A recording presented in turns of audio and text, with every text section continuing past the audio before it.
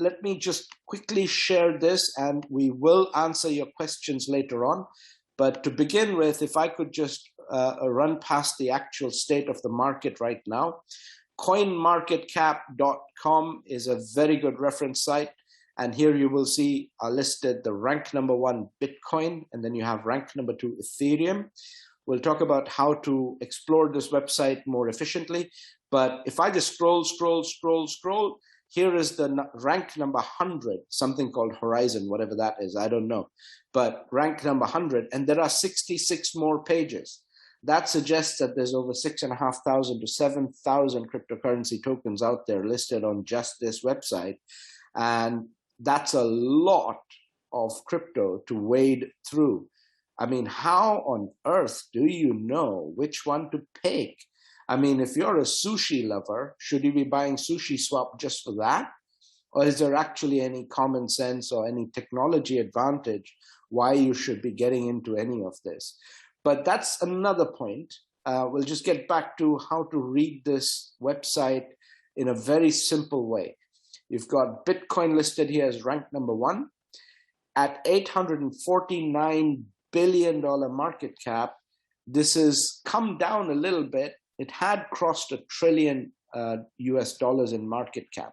When it crossed $1 trillion in market cap, it was already bigger than the currency of your northern neighbor, Canada. Yes, it was bigger than the Canadian dollar. If Bitcoin reaches $60,000 in price, then the overall market capitalization of Bitcoin will be greater than the Great British Pound, which before the dollar was the dominant reserve currency of the whole world. So think about it, in just 9 to 10 years, look at the speed at which Bitcoin has surged ahead. Another thing to look at is when you look at circulating supply, you see sometimes this little gray bar here at the bottom. It simply tells you there is a total supply. If I just click on this information icon here, bear with me, it should pop up. Yeah, there you go. There's a maximum supply of 21 million Bitcoin and a current circulating supply of 18.815 million Bitcoin. This suggests that this token has a limited supply. As with anything that is in limited supply, it creates scarcity. If it creates scarcity, it is the opposite of what the private family-owned company you call the Federal Reserve has been doing. They just push a button and print trillions of dollars. If you didn't know, the Federal Reserve is a private family-owned company and one of the largest institutions in the world that refuses to be audited. The audacity of governments to take advantage of people by showing us one thing and doing the exact opposite. Whereas cryptocurrency is people-oriented.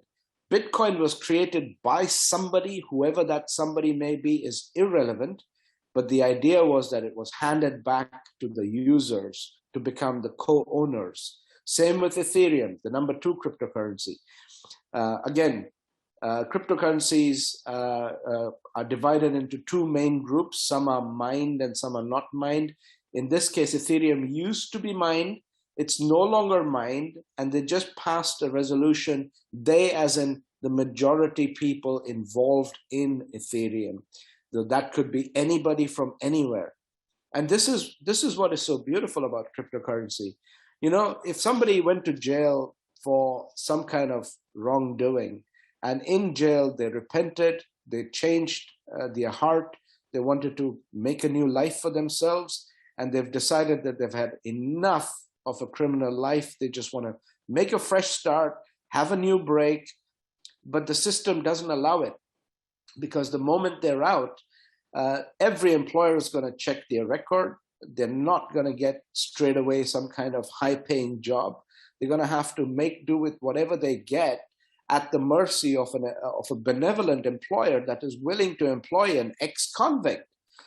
And this is something that is a human flaw, where we start judging people no matter how much their heart has changed, no matter what repentance they have gone through. There is a lot of judgment there. Who is the government to give you a credit score when they themselves are running into $22 trillion of debt. They've got more borrowing than they've got money in the pocket. And yet they are the ones deciding your credit score? Are you serious? So this is the same logic that applies to cryptocurrency. If you take away that judgment and the politics and all the bureaucracy and the slow-moving procedures passed by endless debates by politicians and lawmakers, get rid of all of that, and you get the cryptocurrency environment. There is a reason, ladies and gentlemen, why cryptocurrency is worth $2 trillion today.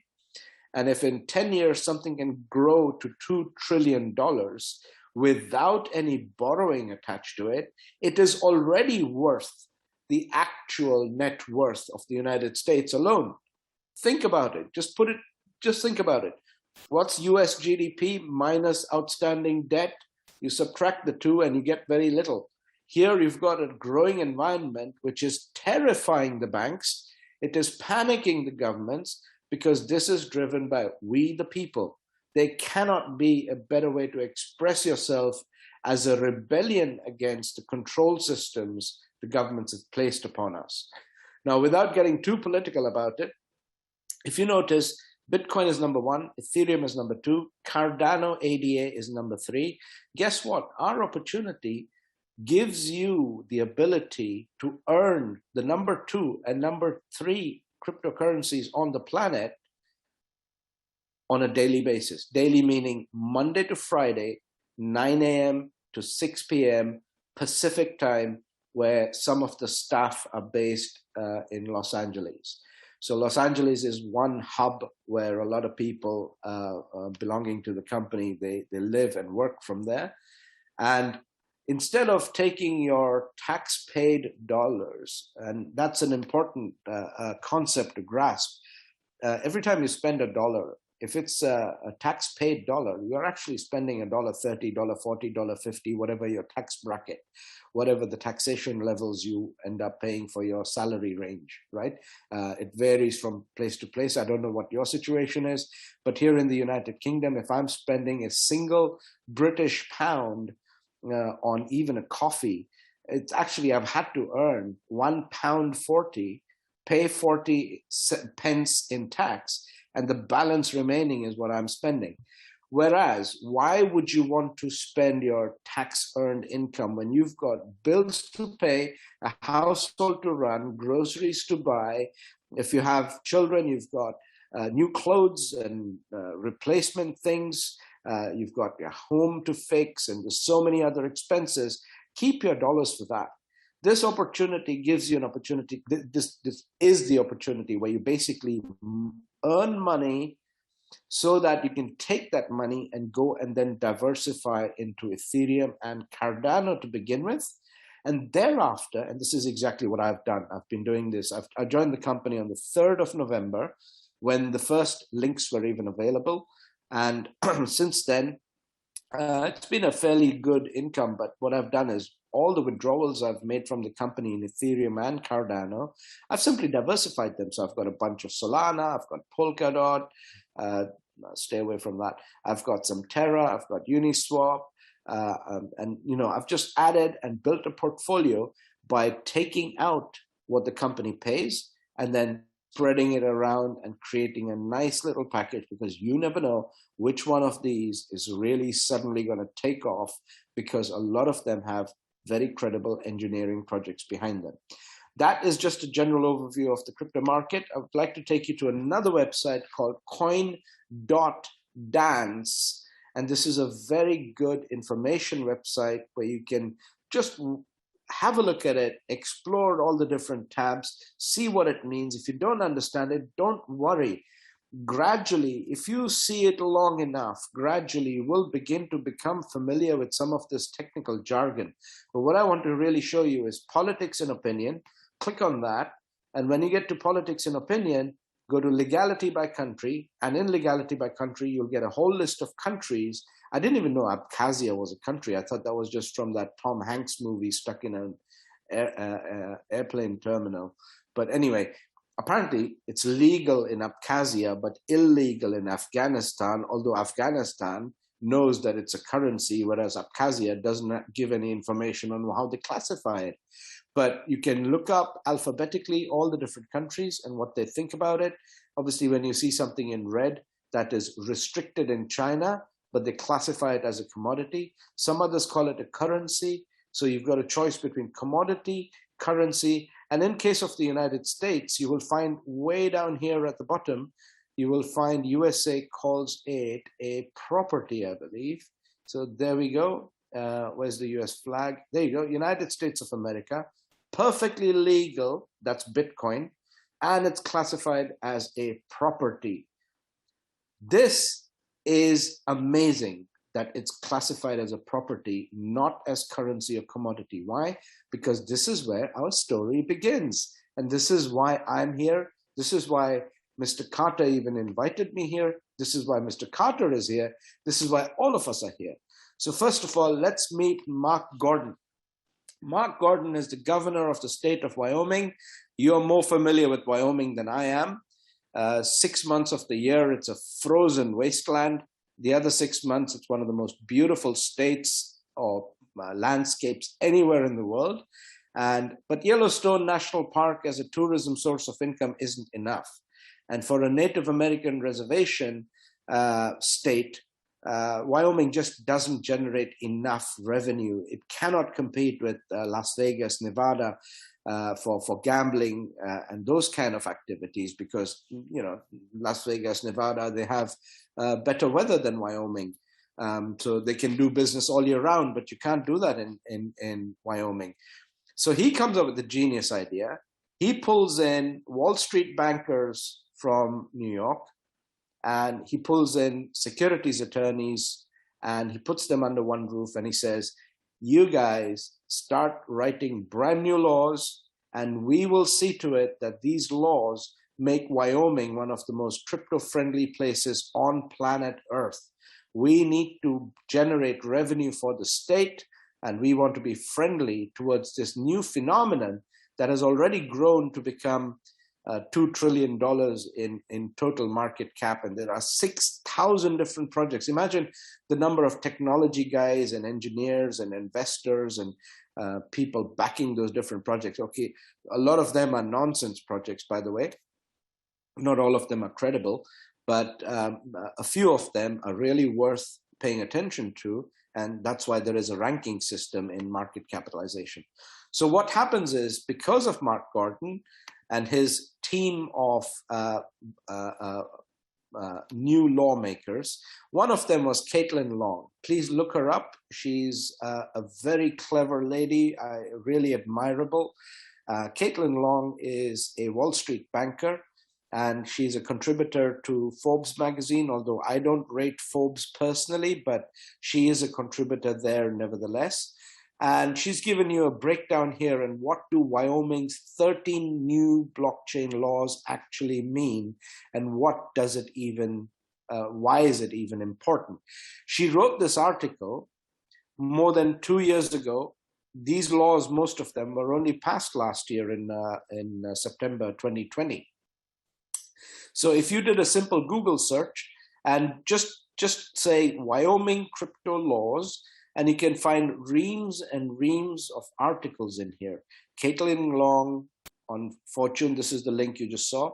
And then there are others talking about it. And then there are just pages and pages of these kind of articles, okay? So this is something that you can do in your spare time. Just read up a little bit and get yourself informed, because knowledge is ammunition, right? And we are at war for financial survival in the middle of this lockdown and economy downturns and politicians ruining everything every step of the way. Everything is a mess. The whole world is turning crazy. And in the midst of this, surely it is better to have some wealth than not to have it. Not having wealth doesn't give you many options, but cryptocurrency opens the door for anyone. It doesn't matter what your background is, what your credentials are, what school or university you went to, what family you were born in, whether you were born with a silver spoon or whether under difficult circumstances, it makes no difference. Cryptocurrency is a great neutralizer, just as the internet has become a great communicator, that I can sit here near London in England and still talk to you all the way across the United States. Now, for our own team, we have a training website. You can also, by all means, please make use of it if you need it. It's called WCLAllstars.com. And this is literally, much of this is my wording. This is, I write the way I speak. So therefore, everything written here is exactly how I would basically express myself. But my friend in Canada, he put the website together because I'm not very technical. However, what we do is we focus and emphasize a lot in our team building on understanding the laws of Wyoming, and also stressing the fact that these laws aren't just some tin pot laws. Here you've got NASDAQ commenting on it. Here you've got Carlton Fields, the law firm, commenting on it. You've got Hogan Lovells, the University of Wyoming starting a whole blockchain-related program, various opinion pieces across the sphere. This is simply so people can read and become better informed. Even if the language is a little bit jargony and a little bit difficult, it's okay. Just read through it, and eventually something or the other will fall in place. And because I'll be very honest with you, that's exactly what happened with me. In the beginning, somebody said blockchain, and it didn't even register with me what on earth they're talking about. If they had simply said a sales register, that would make sense. Because, you know, the old-fashioned registers, like you do in Little House on the Prairie, you know, oh, this one owes me this much and this one owes me that much and I spent so much or whatever. That is a simple ledger, a book, a notebook. And that's what the blockchain really is in many ways. And, you know, when somebody uses these technology words, I was thrown back. I took time, I kept reading, and eventually the picture began to build. And that's how it is if you don't have a personal coach or mentor. When I started doing this, I was on my own, just only 4 or 5 years ago. And this is, most people have exactly the same experience. You have to get stuck into it, read more and more. And I can assure you, I love the Marvel franchise, all the movies and all that. I love watching those with my children. But when I'm doing that, it doesn't make me any money. So I start doing this instead in my own time. And this has started making money. So it was worth investing in this rather than entertainment, because entertainment is the great killer of a free thinking society. So that being said, I would like to take you through government bill, House Bill number 0062. This is literally from the state of Wyoming 66th legislature.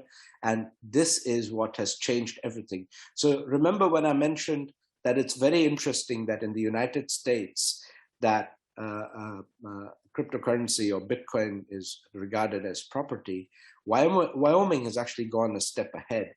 And what they've done is, I'll read out in the summary here, and then we'll break down this statement. It says, this act classifies certain open blockchain tokens or utility tokens with consumptive characteristics as intangible personal property, and provides that these tokens are not subject to a securities exemption. So let's break it down into normal people language, because this is all lawyer language. So this act is telling you that some of these cryptos, not all of them, but some of these cryptocurrencies that can be used, consumed, or somehow devoured, or that have some application, are nothing more than intangible personal property. Now, I don't know what kind of brands you like, but hey, if you have Manolo Blahnik shoes, some of the ladies, they like their shoes, or if you have a Rolex watch or whatever, a Swiss watch of any kind, it is personal property. So even if you inherit a piece from a family, it is personal property. And until you sell it, it cannot be taxed, because how on earth do you tax a physical item, right? Designer shoes or some expensive item of jewelry, antiques, whatever. You can't tax it. So it is personal property. But because cryptocurrency cannot be physically held in your hand, it can be stored in a mobile phone that can be held in your hand. It can be stored in a wallet that can be held in your hand. But the currency itself is meant to be purely digital, just like email. And by the time you print email, it comes onto a piece of paper, but then it's no longer email, because you can't take that piece of paper and shove it back into the laptop. So therefore, intangible is a brilliant redefinition that was logical, but waiting to happen. And nobody else had done it so far until Wyoming comes along and does this. And by the way, if Wyoming says this is law, it is applicable across the United States, because all you have to do is go to Wyoming and do the business. But you don't physically have to go to Wyoming. You use the internet, travel into a Wyoming company using cyberspace/internet, do your business, and come back out again. It's no different than driving into Nevada, going to Las Vegas, doing your casino business, and as soon as you leave, your casino chips are no longer valid outside of the casino. They're only valid inside the casino, right? So you've not broken any laws. You've not done anything wrong. Anybody from anywhere in the world can take advantage of Wyoming using cyberspace and the legal entity set up in Wyoming. This is what makes our company so powerful. I dare say we do not have any other company in competition that is both cryptocurrency oriented and a multi-level marketing income generating opportunity, and is USA registered. Because the tragedy has been that over the last, ever since I've been active in cryptocurrency, a lot of the fantastic international projects, they did not offer their tokens to American people for fear of a 3-letter government agency called the SEC. And if they tried to offer it, the SEC would very happily slap a cease and desist order, because the SEC wants everything to be controlled by the SEC, except for the banks, of course. When the banks are out of control, they just slap a few $1 billion of fine on them, and then they share their fine money amongst themselves. It's an incestuous relationship the securities regulator and the banking industry have. I've been a Merrill Lynch and Swiss banker myself. I can tell you the banks and the regulators, they're in bed with each other, because the regulators look forward to getting nice, juicy positions in the banks, and the bankers, they like to treat the regulator like, hey, it's corrupt. It's utterly corrupt. But we don't need to get into any of that. Here is Wyoming saying, hey, your crypto could be an intangible personal property, therefore tax efficient.